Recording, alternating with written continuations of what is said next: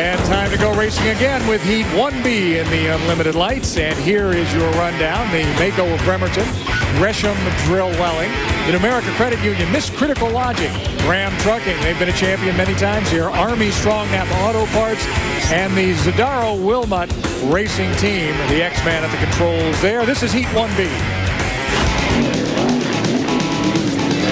Unlimited Lights Heat 1B is presented for Seafair by Graham Trucking. Import, export, and regional domestic. Let us take a load off. And as we take a look with just under 50 seconds to go, everybody, Chip, you can bet, is going to be concerned now about scoring up and properly following the right buoys. But as you said earlier, it's not all that easy sometimes. You know, it's easy for the Unlimited drivers because the course is very obvious. But for these guys who have to use part of the Lights course and part of the Unlimited course, it's harder than you think. And, Mike, there is also a G-boat in this race, too, correct? But they start 10 seconds behind the Lights. That's correct. That's a horsepower differential, and they're trying to establish some parity with that. You got Mr. Mallow, Ryan Mallow, in the America Credit Unit way out to the outside now, and your normally aspirated boats are in close to the buoy row. Everybody came around the buoys correctly and didn't make the kinds of mistakes we saw in the first heat. Look for both the Miss Critical Logic, Paul Becker, who's one of the points leaders, to be strong at the start. And boy, he is right now. He nailed it, and he's coming down into that first corner with a lot of air under the boat, Chip. Paul Becker is amazing. He doesn't get lucky starts every once in a while. He seems to be able to click off these great starts all the time. Off the corner, he passes one of the slower boats from the inside and absolutely establishes control on this heat right off the top. Becker, an airline pilot, of course, who started out with some lesser boats, but always seemed to drive them for everything they were worth. It sounds like a guy named Hanauer who used to do the very same thing. But Becker is moving down the back chute now in command, but he's getting a bit of a challenge now from the Mako Gresham Drilling. That's Al Carstensen, who's a veteran driver in these smaller class boats, and he's a strong pilot too. Al Carstensen's got the advantage right now, even though he's behind, because look at the shorter distance he's going. He made up a lot of ground there, and they're going to come out of there almost dead even. Perhaps the biggest surprise, though, is that Papa Jerry Hopp in the Graham Trucking, the UL-15 boat, just now coming through. You're looking at his view of a couple of rooster tails ahead of him right now. Jerry Hopp and Greg Hopp, his son, trading off the driving duties on this race boat. Greg, of course, also driving the U100 in the Unlimited. But we've got a great battle for 1 and 2 right now, because Paul Becker can't seem to shake right now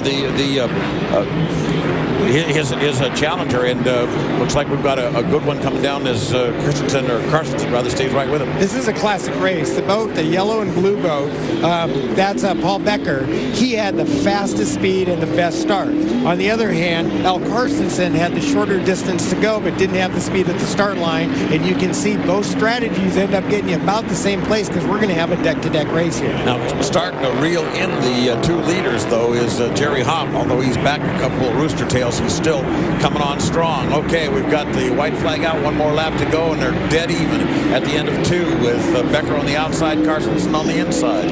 You got to give it to Carstensen because he's got the shorter distance to go, but I don't know that his boat's handling as well. And if you look at the rough water that he's in right there, that's going to slow him down. See, if you look right here, he's got nice smooth, Paul Becker's got nice smooth water. He also tightened it up, so he didn't give him a place to go. I tell you, Paul Becker is an amazing race driver.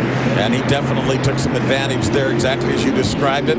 He's now a rooster tail and a half. Now Jerry Hopp has managed, Jerry has managed to get by Carstensen as well, and he's trying to chase down Paul Becker at this last quarter lap. And let's see if he can do it. He's carrying a heck of a head of steam into that upper corner right now as they come charging through that turn. I don't know if there's going to be enough real estate for Jerry Hopp to do it, but he's going to give it all he's got. Off the corner now.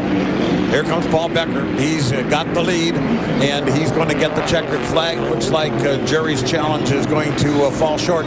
So Paul Becker comes down to get the checkered flag right now. And I believe Al Carstensen, I can't see exactly, but somebody missed the course again, and I think it was Al Carstensen. No, everybody. Carstensen went around the lower course. Everybody else went around the upper course again. So Carstensen may very well have picked up a victory here, because he followed the 1 2/3 mile course, and both Jerry and Paul Becker were up on the bigger course, so they have been thrown off. So this is the second time that's happened. You know, they didn't do that during the score-up. They didn't do that during the first 2 laps. But Pat O'Day on lap number 3, when it all comes down to it, they did it. I couldn't believe it. There's some confusion as to what is the entrance buoy on the smaller course. And how this happens is when you come off one corner, you pick out a buoy that you believe is the entrance pin, and you focus on that buoy. If you come off that corner and just happen to focus on the wrong buoy, you're in trouble because you're so focused like a laser on that one spot. They just focused on the wrong buoy. So here's what Chip was talking about, and if you look at the first boat out in front going to the wrong buoy, that's Becker. Hop is following him. What it really took was a lot of guts for Al Karstensen to believe that he was looking at the proper buoy. In fact, he was. He takes the right course, and he comes through to win Heat 1B in the Unlimited Lights. We go down to Bill Rocky with the winner. Al, congratulations. Good way to start Seattle. Thank you. It feels good. It's pretty much a new boat, and we're still kind of testing it out and getting it rolling, but it went pretty well out there. The first 2 heats, 3 or 4 drivers had trouble with the course. Explain to us, if you could, what they're missing out there. Well, what we have to start on the Unlimited course, and then we go to the Unlimited Light course. So we have 2 separate courses we go on. Just for the start, we're on the Unlimiteds. When we go down for the second or the first full lap, we have to turn on a double green buoy, and that's our Unlimited Light course. So it gets kind of confusing. From the air and the helicopters, you can see the course real easy, but when you're in a boat, it's really not as easy to to tell. So you were real conscious of where you're turning out there. Oh yeah, I knew they missed the buoy. I'm going, oh, where are they going? They're going to hand this over? Okay. Congratulations, Al. Steve, back up to you. Bill Rocky, thanks very much. So there you have your official heat results of your Unlimited Lights, Heat 1B. That was taped from yesterday. And we'll be right back with more racing. In the meantime, enjoy the sunshine that has finally appeared down here on the shores of Lake Washington. After a chilly morning, we're in for a great sunny afternoon of racing, and the air show is still to come too. Do not go away.